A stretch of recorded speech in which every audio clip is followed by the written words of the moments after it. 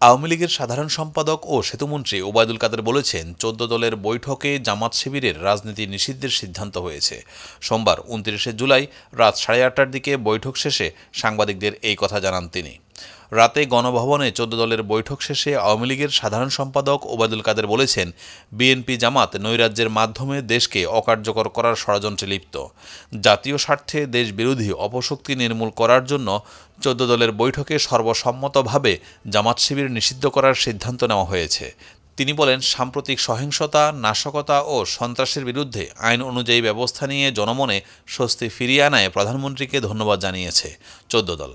ওবায়দুল কাদের দাবি করেছেন, বিএনপি, জামাত শিবির ও ছাত্রদল বাংলাদেশের স্বাধীনতা ও সার্বভৌমত্ব রক্ষার ষড়যন্ত্রে লিপ্ত।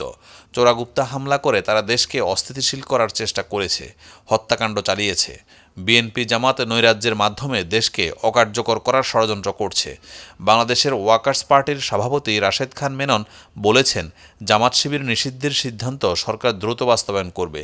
এ সময় বাংলাদেশ তরিকত ফেডারেশন বিটিএফ এর চেয়ারম্যান নজিবুল বশর মাইজভান্ডারী বলেন, জামাত শিবির নিষিদ্ধ হলে তারা আর সংবাদ সম্মেলন কিংবা অন্য কোনো রাজনৈতিক কর্মসূচি করতে পারবে না। এর আগে বিকেল ৫:৩০টার দিকে গণভবনে ১৪ দলের নেতাদের সঙ্গে বৈঠকে বসেন আওয়ামী লীগের সভাপতি ও প্রধানমন্ত্রী শেখ হাসিনা। এতে সূচনা বক্তব্য দেন শেখ হাসিনা।